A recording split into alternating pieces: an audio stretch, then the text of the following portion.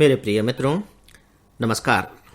AFAIS के आज 7 अगस्त 2020 के डेली ऑडियो लेक्चर में मैं डॉक्टर विजय अग्रवाल आप सभी का हार्दिक रूप से स्वागत करता हूं।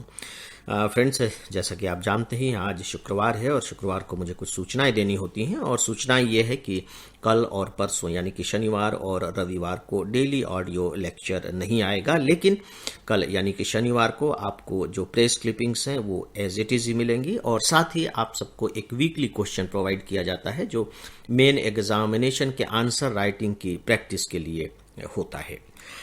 फ्रेंड, जहाँ तक आज के मुख्य विषय का सवाल है उसके तहत मैं CAG पर बात करूंगा, लेकिन बहुत थोड़ी सी ही बात कर पाऊंगा क्योंकि दूसरी घटनाएं आज इतनी ज़्यादा हैं सिविल सर्विस से रिलेटेड कि हो सकता है कि बहुत ज़्यादा हम लोग उस पर बात न कर पाएं। लेकिन फिर भी CAG पर मैं जो बात करने जा रहा हूं उसका जो मुख्य तथ्य होगा उसकी ओर मैं जरूर आपको संकेतित करूंगा। न्यूज़ में आपने सुना और पढ़ा भी कि जो जम्मू कश्मीर के जो लेफ्टिनेंट गवर्नर अभी तक जो थे उपराज्यपाल मुर्मू साहब, उन्होंने त्यागपत्र दे दिया है और त्यागपत्र देने के बाद उन्हें तुरंत ही कंट्रोलर एंड ऑडिटर जनरल बना दिया गया है। ठीक है। और मनोज सिन्हा जो हमारे पूरी इससे पहले केंद्रीय मंत्री रहे हैं, मुझे जहाँ तक ध्यान आ रहा है शायद हमारे संचार के और रेलवे राज्य मंत्री रहे हैं मनोज सिन्हा जी, उत्तर प्रदेश के रहने वाले हैं, उन्हें जम्मू कश्मीर का उपराज्यपाल बनाकर भेजा गया है। इनफैक्ट जो CAG के आज के विषय का जो मैंने चुनाव किया है वो इसी नई नियुक्ति को लेकर के ही इसी के संदर्भ में किया है, उस पर हम लोग बाद में बातें करेंगे। फ्रेंड्स, आपने एक न्यूज सुनी होगी, वो है किसान स्पेशल पार्सल ट्रेन।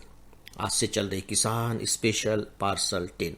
अब आप देखिए कि एक बहुत ही छोटी सी घटना है, ठीक है भैया, एक ट्रेन चल गई, लेकिन हमारे लिए इंपॉर्टेंट क्यों हो गई? इंपॉर्टेंट इसलिए हो गई कि जब भी आप कृषि के बारे में कुछ लिखेंगे कि कृषि के लिए सरकार कौन से कदम उठा रही है, क्या उसके प्रभाव होंगे, क्या व्यवस्थाएं की जा रही हैं, कैसे सप्लाई चेन के बारे में अलग से कोशिशें हो रही हैं, तो डेफिनेटली फिर ये एक जो तथ्य है ये बहुत इंपॉर्टेंट रोल उसमें प्ले करेगा, क्योंकि इन्हीं बातों से जो एग्जामिनर है वो अनुमान लगा पाता है कि नहीं नहीं, आप एक बहुत ही सतर्क कैंडिडेट हैं, लगातार अपने समय से जुड़े होते हैं और जो घटनाएं होती हैं उन्हें बहुत बारीकी से देखते भी हैं और उनका उपयोग करना भी जानते हैं।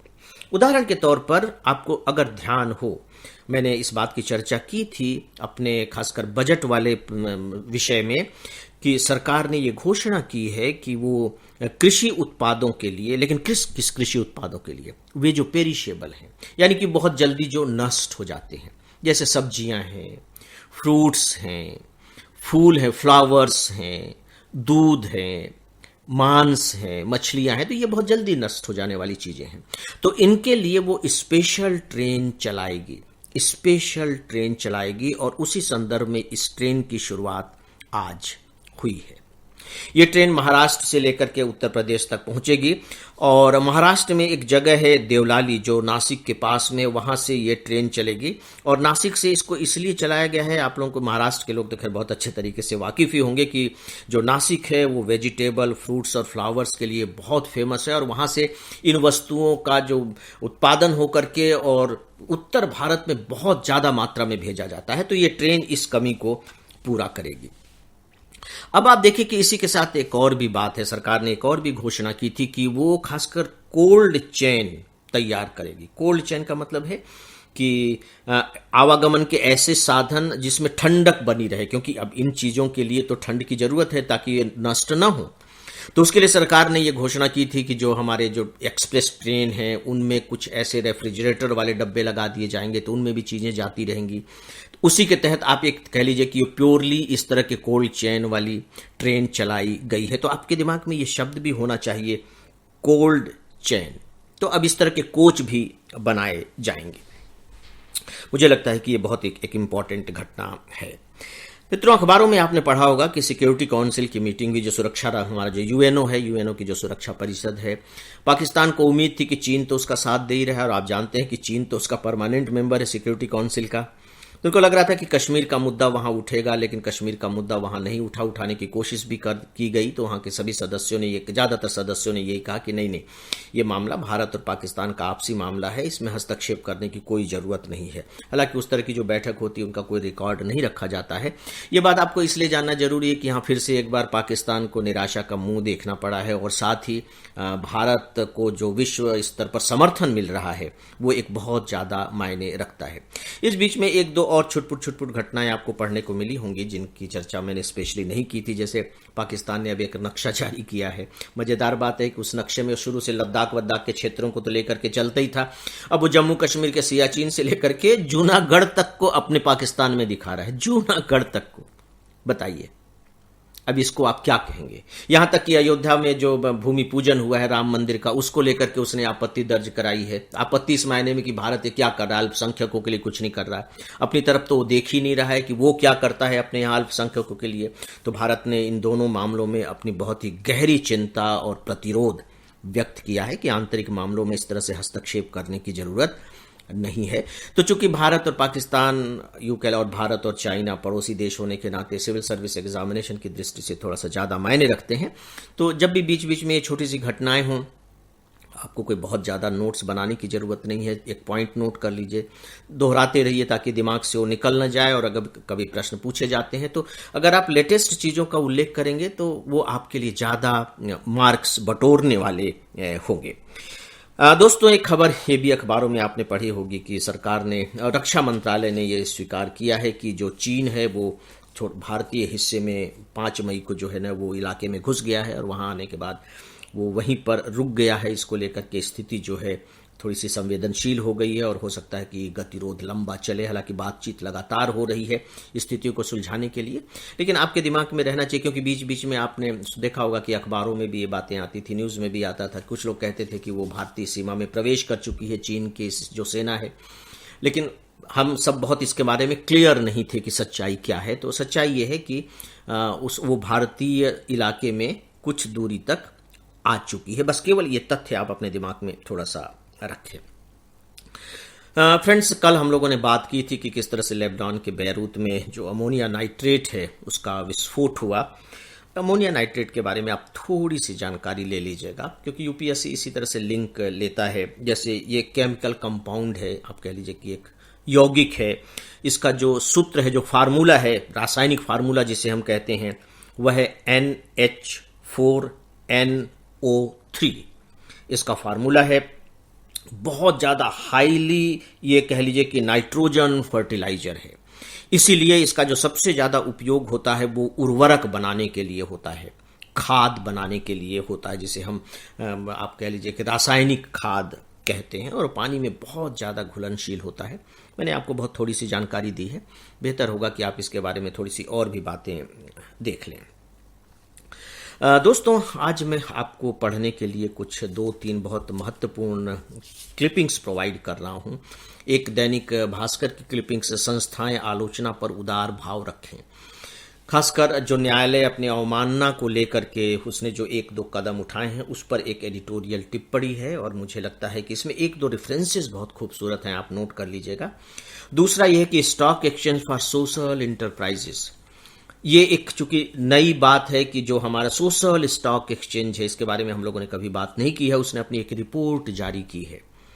तो इसमें आपको उसके बारे में थोड़ी जानकारी मिल जाएगी। कभी कभी प्री एग्जामिनेशन में इस तरह की बातें पूछ ली जाती है, तो आप इसे ध्यान से पढ़ लीजिएगा।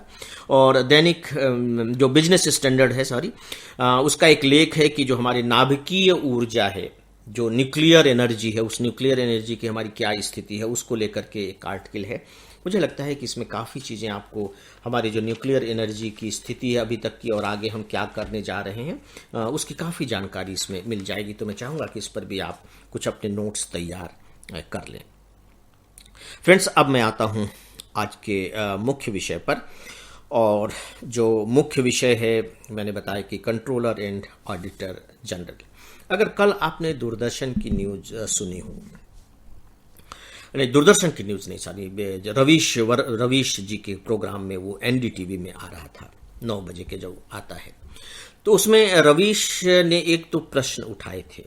जो सबसे इंपॉर्टेंट प्रश्न उन्होंने जो उठाया वो ये है कि जो कंट्रोलर एंड ऑडिटर जनरल, अब आपको मालूम होगा, इतनी तो बेसिक जानकारी आप रख ही रहे होंगे अगर आप थोड़ी सी तैयारी लंबे समय से कर रहे हों, कि जो कंट्रोलर एंड ऑडिटर जनरल है बेसिकली अनुच्छेद 148 के तहत, संविधान के तहत इसकी व्यवस्था की अंग्रेजों के समय से ये संस्था है और इससे बहुत ज़्यादा आप यूँ कह लीजिए कि सुरक्षा भी दी गई है कि आप इन्हें बीच, जो कंट्रोलर एंड ऑडिटर जनरल है, इससे आप बीच में हटा नहीं सकते, ताकि अपना काम बहुत ही स्वतंत्र रूप से बिना किसी दबाव के कर सके। तो रवीश ने एक बात बताई थी कि जब विनोद राय जब कंट्रोलर एंड ऑडिटर जनरल थे, विनोद राय जिनका नाम इसमें बहुत ही फेमस है, वो एक IAS ऑफिसर ही थे, मुझे उनसे मिलने का मौका मिला है, बातचीत करने का, खासकर 2G स्पेक्ट्रम वगैरह के मामले को वही लेकर के आए थे।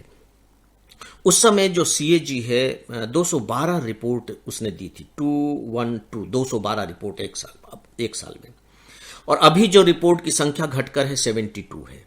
इतना कम क्यों हो गया, उन्होंने प्रश्न खड़ा किया। क्योंकि देखिए जो कंट्रोलर एंड ऑडिटर जनरल है उसका काम क्या है, बहुत ही सिंपल सा काम है कि सरकार को पैसा पब्लिक देती है, सरकार के पास पैसा कहां से आता है, पब्लिक से आता है, और इसके बाद सरकार उसे खर्च करती है। तो सीधी सी बात है कि CAG उसकी ऑडिट करके ये देखती है कि भाई जो सरकार ने पैसा खर्च किया है वो सही तरीके से खर्च किया है या नहीं किया है, प्रोसीजर सही तरीके से अपनाया गया कि नहीं, क्योंकि पब्लिक फंड है, ये पब्लिक का पैसा है। तो एक तरीके से आप यूं कह लीजिए कि वह निगरानी करती है, एक्सपेंडिचर पर एक नियंत्रण रखती है। तो अगर संख्या कम होती जा रही है तो सीधी सी बात है कि ये क्यों कम हो रहा है भाई, क्या सरकार का कोई इस पर दबाव है और क्या है। इसके बाद उसी में जो हमारे कपिल सिब्बल जी हैं उनका एक इंटरव्यू दिखाया गया। उस इंटरव्यू में उन्होंने जो क्वेश्चन रेज किया वो ये कि जो CAG की नियुक्ति होती है, जैसे अभी मुर्मू जी की नियुक्ति हुई है, तो सीधे प्रेसिडेंट अपॉइंट कर देते हैं। संवैधानिक दृष्टि से, व्यवहारिक दृष्टि से स्वाभाविक है कि कैबिनेट करती है या प्रधानमंत्री सिफारिश करते हैं या बताते हैं, तब हमारे राष्ट्रपति करते हैं।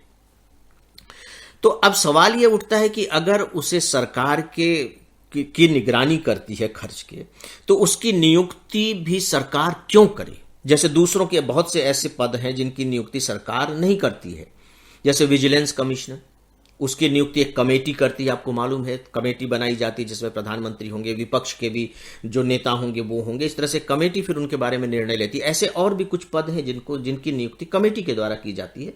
तो उन्होंने यही क्वेश्चन किया कि अगर CAG की तटस्थता को बनाए रखनी है तो उनकी भी जो नियुक्ति है वो राष्ट्रपति के द्वारा न हो करके बल्कि इस तरह की एक समिति के द्वारा होना चाहिए। तो इस पर आप लोग मित्रों थोड़ा विचार करेंगे। तो फ्रेंड्स, मुख्य विषय के बारे में बस इतना ही। न्यूज़पेपर्स की क्लिपिंग्स मैं आप सबको प्रोवाइड कर रहा हूं, आप सब देख लेंगे। ईमेल लिखने वाले सभी मित्रों को धन्यवाद देता हूं, और इन्हीं में से कुछ दोस्तों के नाम हैं अंकित राज मुंबई से, रोहित राज न्यू दिल्ली से, रुपेश नारवड़े और विजय कुमार लहरदगा से। आप सबका बहुत बहुत आभार। रुपेश, आपने बहुत अच्छी समीक्षा ऑनलाइन कोर्सेज के बारे में लिख करके भेजी है। आपकी भाषा बहुत अच्छी है, बहुत बारीकी के साथ आपने चीज़ों को ऑब्जर्व किया है। बस अपने इस बारीकीपन को लगातार और ज़्यादा धार देते रहें। तो मित्रों, इसी के साथ ही अब आज के इस डेली ऑडियो लेक्चर को मैं यहीं समाप्त करना चाहूँगा। नमस्कार, आप सब अपना ध्यान रखें, मेरी शुभकामनाएं स्वीकार करें। धन्यवाद।